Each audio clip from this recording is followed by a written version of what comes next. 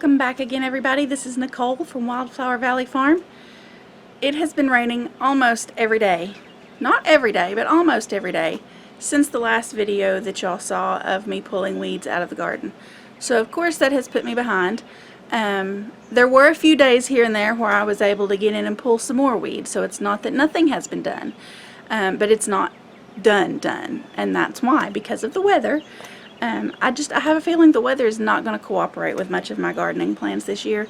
I've decided that I will call it a win if I get all those weeds pulled and get my tomatoes in the ground and plant some beans. It's not too late for any of those. My tomato plants are already plants. And I don't know why the cats are fighting.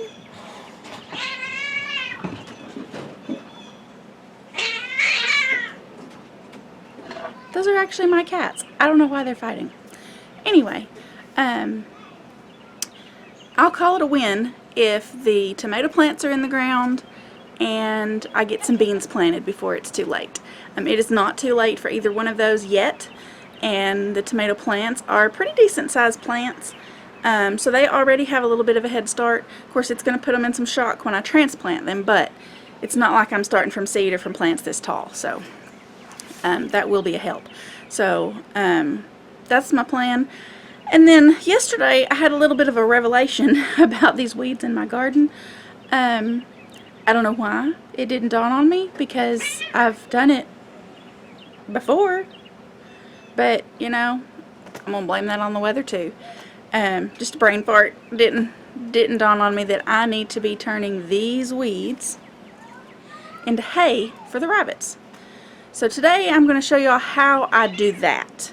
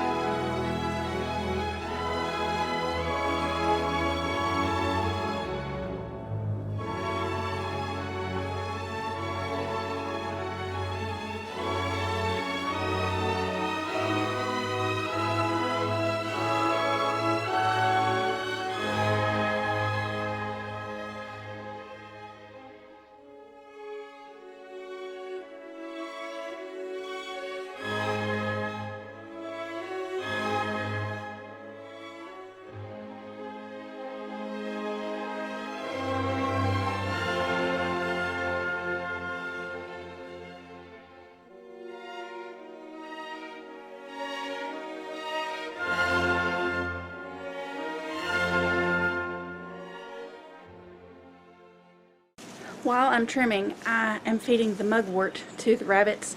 It may be fine to dry it in the hay. It's not something that I've tried in the past. I normally just do grasses, but there's a ton of this stuff, so I'll probably end up with some in the hay anyway, and I'm just going to feed this big handful to the rabbits today.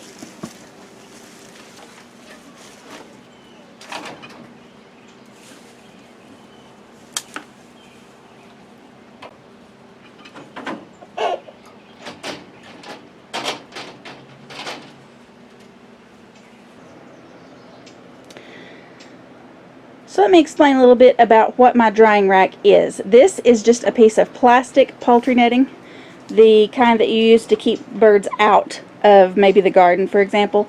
I actually like to use it as a trellis for small vines like cucumbers myself, but it worked out great for this purpose as well. This is just roughly a square of it. I can't tell you for sure how the size because I didn't measure. But I just used what I had. I had a couple of wooden dowels and a couple of pieces of PVC, and they were all roughly the same length. the square of poultry netting is maybe 4 foot square, probably not exactly, but I just literally just rigged it together. Just wrapped it around the PVC and the wooden dowel, and then strung it up with some hay string to the rafters of the shed where the rabbits are. And this is all balled up because I am getting ready to take it off of here, but this is actually some leftover hay that I put together last year. Of course, you know, you can do as much as you want. You can do this every day. It takes about a day for the hay to dry enough, sometimes 2 depending on the humidity, for the hay to dry enough to take off of here. But as you can see, you know, because the air can get to it from all directions, it dries beautifully and just makes some nice fluffy grass hay from your yard.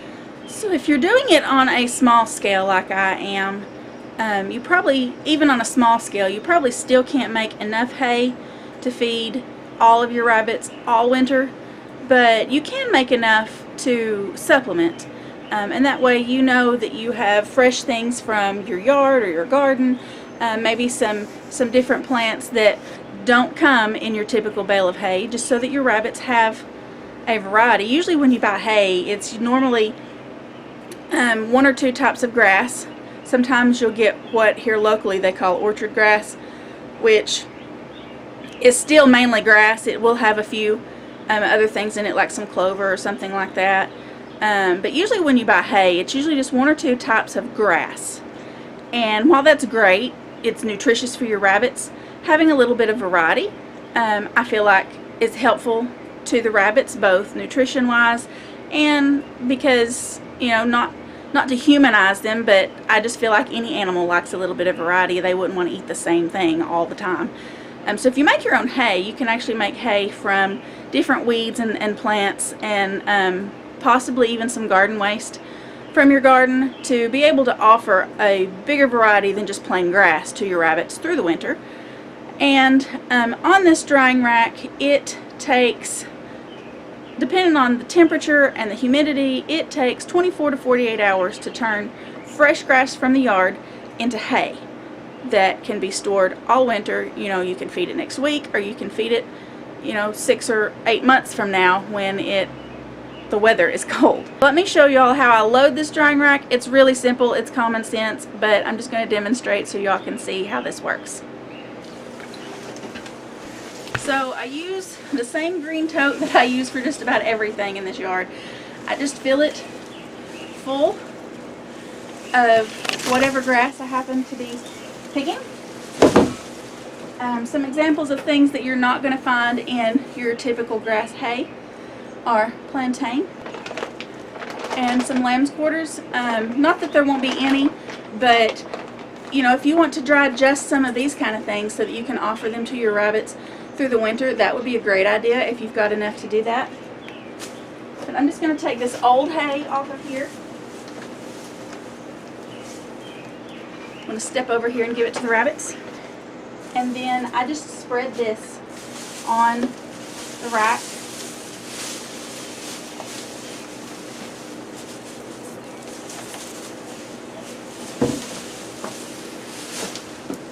Just kind of toss all of it up there to begin with to get it out of my bucket.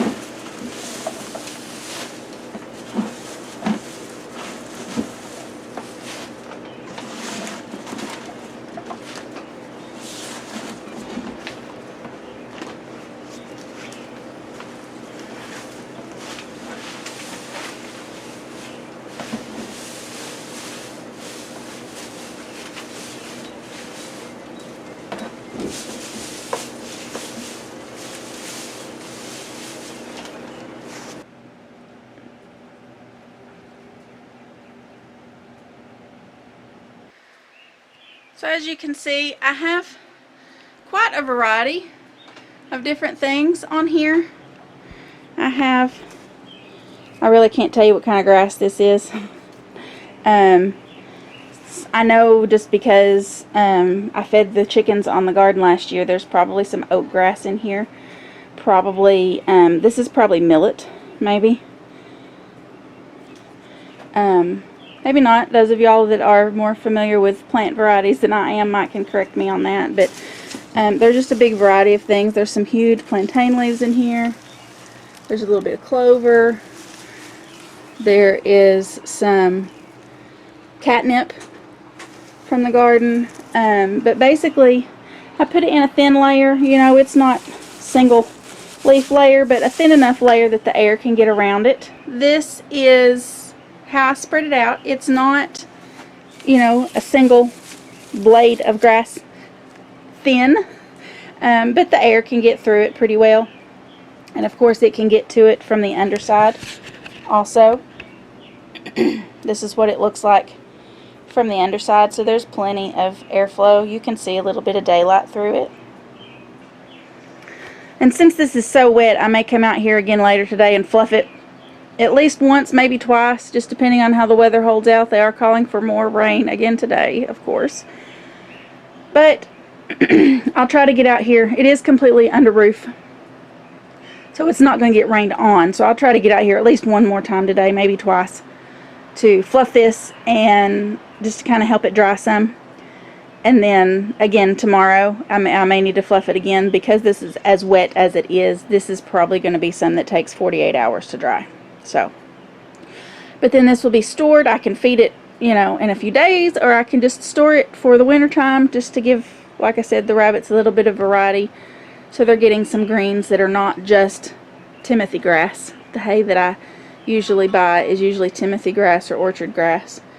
And while it's good quality, it's nutritious for the rabbits, I feel like it's good to offer them a bit of a variety and not just plain grass, even in the wintertime.